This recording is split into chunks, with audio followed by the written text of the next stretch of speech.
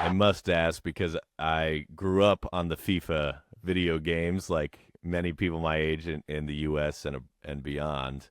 And you are now the voice of what's it's now called EAFC after a slight licensing dispute between the two parties. Um, do you remember when they came to you, when EA Sports came to you and asked you to be the voice of FIFA, and what that felt like in that moment?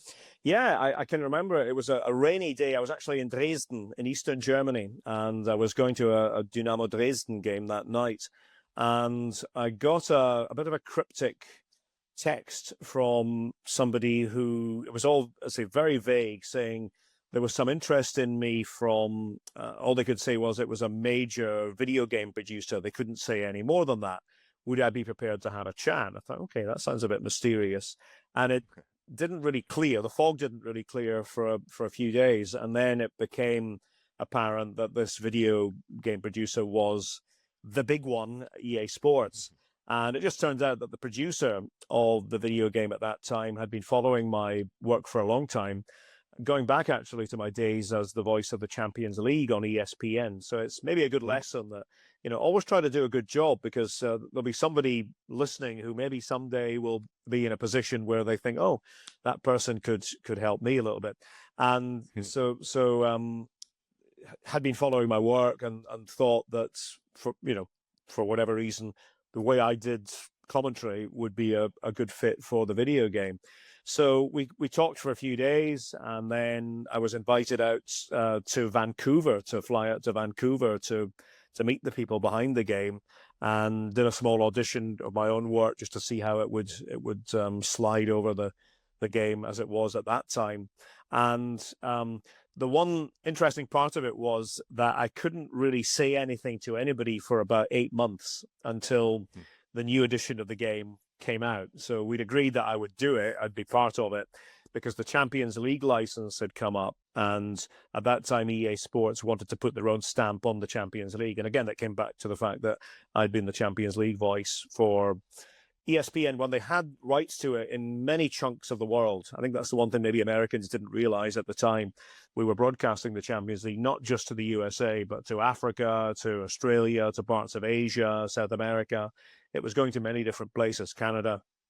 Um, and so I had to sort of keep that as a bit of a secret, that I was doing the Champions League for EA Sports. And then the announcement came out in July, by which time I'd recorded everything. So that was again, the mysterious part. You're going into a studio. People say, why do you keep going into a recording studio? What are you recording? I can't say. Sorry. Can't say.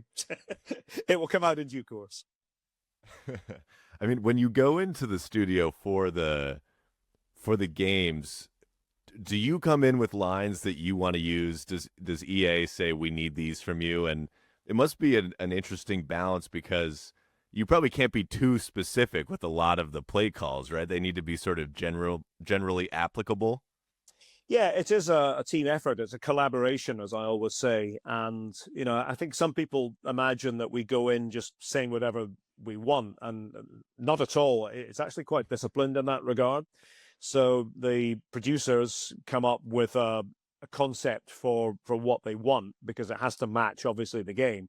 And it could well be, maybe on a particular day, maybe we're doing, I don't know, shots from outside the penalty area that just go narrowly wide, or shots that the goalkeeper has saved. And so they'll give me those parameters, but then what they want is they want me to come up with my own organic material, so it sounds like me. So if I were just to read off a page what somebody else had written, 30 times, wouldn't really sound like me. It would sound completely different. So the challenge is, of course, coming up with 30 different ways to describe these scenarios, because there aren't necessarily 30 different ways. But we do our best with that. And yeah, I'm pretty much, to be honest with you, I find the best work that we do on that is when it is completely organic and almost not thought through too much.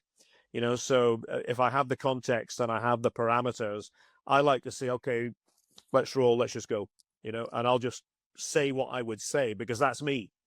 That's what I do in a live game. I'm not thinking about what I'm saying. I'm not looking at a script, reading what I might want to say about a particular situation. I'm just commentating. So I think it works best with that. But it's a team effort, and sometimes the team will say, "No, I didn't think that worked as well. Can we try this a different way?" And we bounce off each other.